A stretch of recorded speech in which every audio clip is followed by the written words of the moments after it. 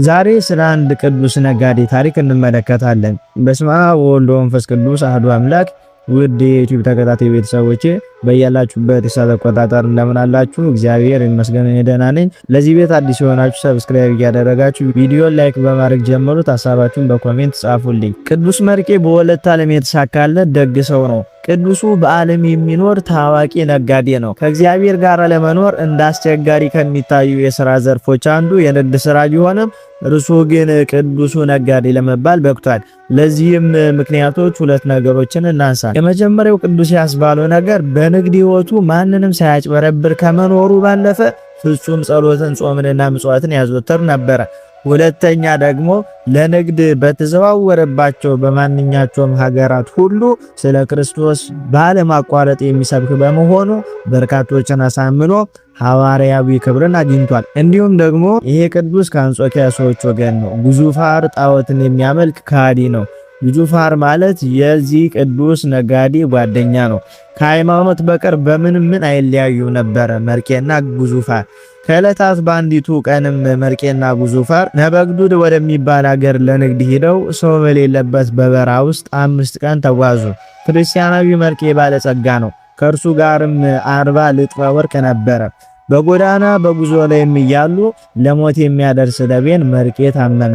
ከዚያም ራሱን አጽናንቶ እንዲህ ብሎ ጻፈ። ከባሪያ ልጅ ከባሪያ መርቄ ለኔ ያለ በጥቁር በቅሎ የተጫነ 40 ልጥረ ወርቅ ላንተ ይሁን። ጌታዬ ኢየሱስ ክርስቶስ የሕያው እግዚአብሔር ልጅ የክብር ባለቤት ሆይ ስለ በደሌ ይቅር ብለኸኝ መንግሥተ ሰማያትን ትሰጠኝ ዘንድ ለልጆቼ ለሚስቴም ወይም ለዘመዶቼ አይሁን ብያለሁ ብሎ እንደምንም ባለችው ሰዓት እቺን ደብዳቤ ጻፋት። ይቺን ደብዳቤም ጠቅልሎ ወዳጁ ጉዙፋርን ጠራው። የሚለውን ሁሉ ያደርግለት ዘንድ አማለው። ከዚያም በኋላ በምሞትበት ጊዜ አትንካኝ፣ ግን ይህን 40 ልጥረ ወርቅ እንደተጫነ ከበቅሎ ጋር ወስደ የክብር ባለቤት ለሆነ ለሕያው እግዚአብሔር ልጅ ለጌታዬ ለኢየሱስ ክርስቶስ በእጁ ስጠው። ለልጆቼ እንዳትሰጥ ከእርሱ በቀር ለማንም ቢሆን አትስጥ አለው። ጉዙፋርም እንዲህ ብሎ መለሰለት፣ አንተ ራስህ ሞቶ ተነስቶ ወደ ሰማይ ወጣ የምትል አይደለምን? ኢየሱስ ክርስቶስ እኔ ወደ ሰማይ ወጥቼ ልሰጠው እችላለሁን? መርቄም እንዲህ አለው፣ ወደ ቤተ ክርስቲያን ሂድ፣ ራሱ ወደ አንተ ይመጣል፣ እጅ በእጅ ስጠው አለው። ከዚያም በኋላ መርቄ ለሞት ሲቃረብ ራቅ ብሎ ጉዙፋር በመቀመጥ መመልከት ጀመረ። ሞቱን ይጠባበቅ ጀመረ። ወደ መርቄም መላእክት የብርሃን ልብስ ይዘው ሲወርዱ አየ።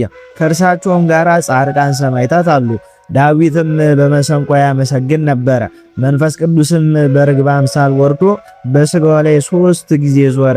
ያን ጊዜም የመርቄ ነፍስ ከስጋዋ ተለይታ ወደ ሰማይ እንዲህ ባለው ሁኔታ አረገች። 2 አንበሶችም ወዲያውኑ መጥቶ ምድሩን ቆፍረው ቀበሩት። ጉዙፋርም ተነሳ። የመርቄንም ወርቅ ጭኖ ስላየው ሁሉ እያደነቀ እየተገረመ አንጾኪያ ሀገር ደረሰ። እዚያም በደረሰ ጊዜ የቤተ ክርስቲያኑን አስተዳዳሪ ቀሲስ ታዲዮስን አግኝቶ መርቄ ያለውን ሁሉ ነገረው። ቀሲስ ታዲዮስም ሊረከበው ወደ ጉዙፋር ሄደ።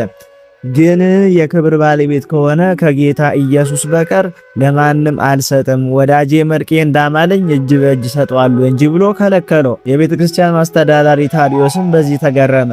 ከዚያም በኋላ ሄዶ ወደ ቤተ ክርስቲያን ቅጽር ግቢ ገባ። ቀሲስ ታዲዮስም ደጁን ከፈተለት።